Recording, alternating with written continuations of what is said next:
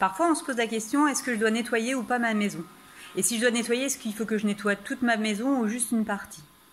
Il y a une astuce qui est très simple et qui est très efficace, c'est d'utiliser, hop là, la bougie chauffe-plat. La bougie chauffe-plat, elle est remplie de cire. Et elle va nous donner de l'information par rapport à est-ce que ma pièce est propre énergétiquement? Pas est-ce que vous avez lavé le sol? Est-ce qu'il faut passer la serpillière? Non. Est-ce que ma pièce est énergétiquement harmonieuse? Est-ce que j'ai un nettoyage à faire ou pas?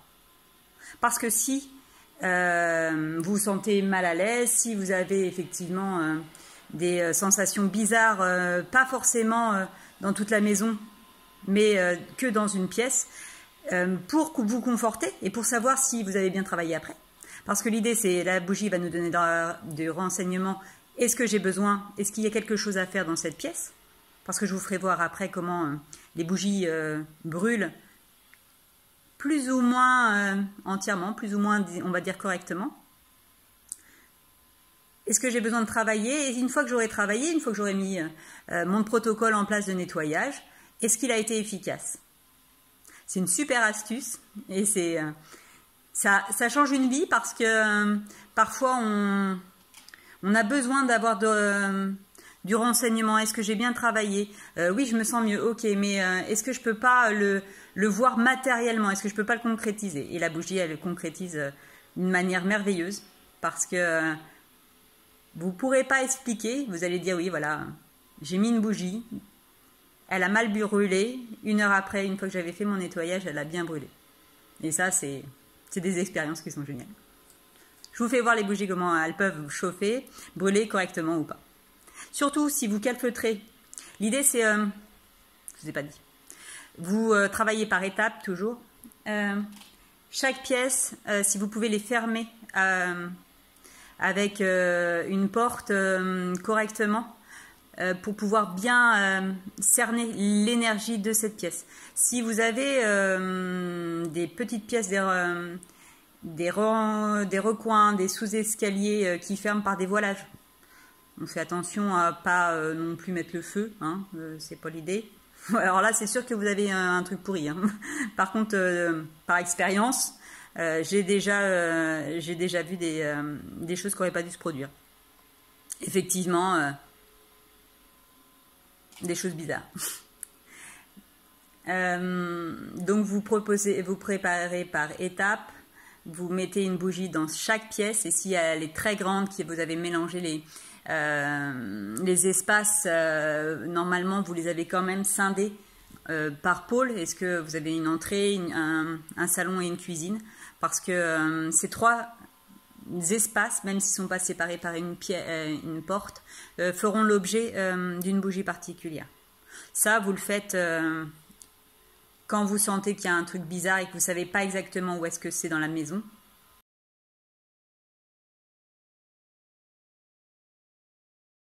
Donc une bougie, ça normalement c'est rempli, hein, rempli plutôt de cire. Hein. Et selon comment elle va brûler, c'est-à-dire que normalement, si ça se passe bien, elle est plutôt comme ça. Elle est très légère, vous verrez, elles sont très légères. Un peu plus lourde là déjà. On voit qu'il y a un peu de cire qui est resté. Ça aussi très léger. Là, on voit bien qu'il y a eu un problème. Un petit problème de... Alors ça peut être un coup de vent, quand il en reste beaucoup comme ça. Très homogène, c'est-à-dire vous avez allumé... la bougie, puis vous avez laissé la fenêtre ouverte, ça a pu éteindre la bougie. Donc ça, celle-ci, elle a un petit peu de cire. Celle-ci, elle est plutôt encore un peu complète, mais lisse. Donc il y a du travail quand elles sont lisses comme ça. Hop, très lisse. Hop. Il reste de la cire, mais c'est doux, c'est fin, c'est-à-dire qu'il reste un travail à faire. Le travail est pas fini. Par contre, pardon, hop, je bouge tout le temps. Par contre, quand on a des bougies comme ça, là on a une grosse problématique par rapport à l'énergie du lieu, de la pièce. Si vous avez fait l'effort au moins Au moins une fois par mois, je sais que ça peut être un peu beaucoup, mais quand on commence à bien nettoyer sa maison, il faut le faire régulièrement. Si vous êtes sûr de votre maison, il n'y a pas de souci particulier, les enfants dorment bien, vous aussi, pas de pommes dans le dos, pas de migraine, pas de choses particulières. Vous pouvez le faire que au changement de saison. Encore une fois, on fait des grands nettoyages régulièrement. Et de temps en temps, on vérifie qu'il n'y ait pas des petits trucs qui se soient incrustés. Là, dans ce cas-là, quand c'est comme ça, là, il va falloir remettre de l'énergie. Mais avant de remettre de l'énergie, il va falloir enlever ce qui est pourri. Donc là, gros protocole d'encens, gros protocole de prière. On remet une bougie, une fois qu'on a travaillé, et on vérifie. Soit c'est pas trop mal, mais il en reste encore. Soit c'est redevenu exactement comme ça.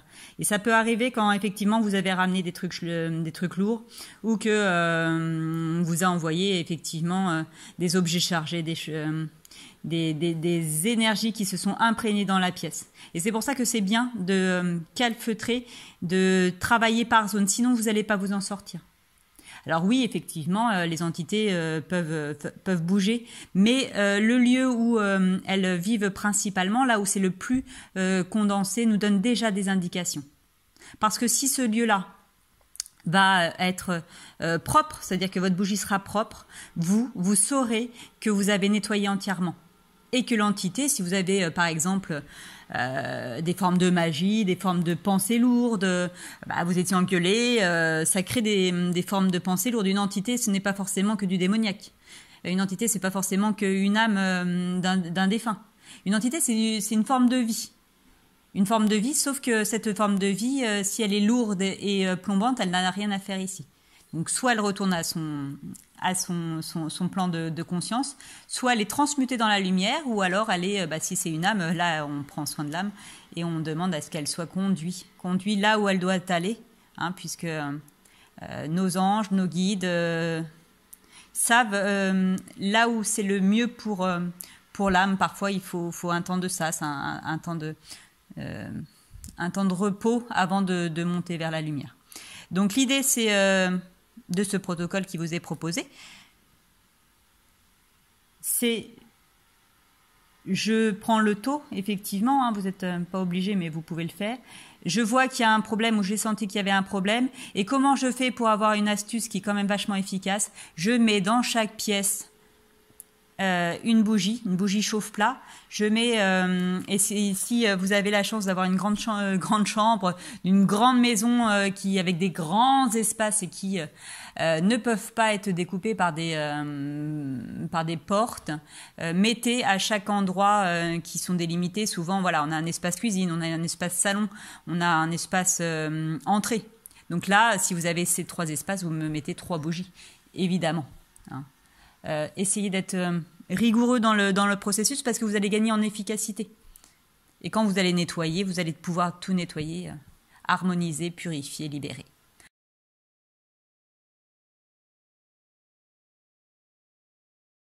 Pour le côté pratico-pratique, une bougie par pièce, plutôt au milieu de la pièce si c'est possible, et plutôt au sol. Encore une fois, vous faites attention à ne pas mettre de feu. Je sais, mais c'est mieux en le disant. Parce que si vous avez un robot aspirateur qui se met en marche tout seul et qu'il a décidé d'aller nettoyer la pièce où vous avez mis la bougie, ça peut être un peu dangereux. On la met plutôt au milieu, plutôt au sol. Elle va vous donner de l'information pour savoir si votre pièce a besoin d'être nettoyée, mais elle va aussi commencer le nettoyage. C'est la lumière, c'est le meilleur outil de la vie, j'ai envie de dire. Voilà. C'est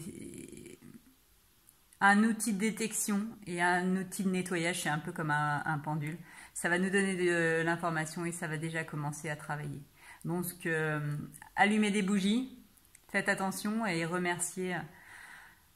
Ça coûte pas grand-chose, je crois que c'est 5 € les 100. Bon, après, vous pouvez aussi investir dans des belles bougies qui sont faites en cire végétale, en cire d'abeille. En termes de soins, c'est beaucoup plus efficace. Mais là, c'est les petites bougies chauffe-plat qu'on se sert pour pour tous les budgets et puis pour toutes les situations. Donc, rendons grâce pour cette lumière. Merci.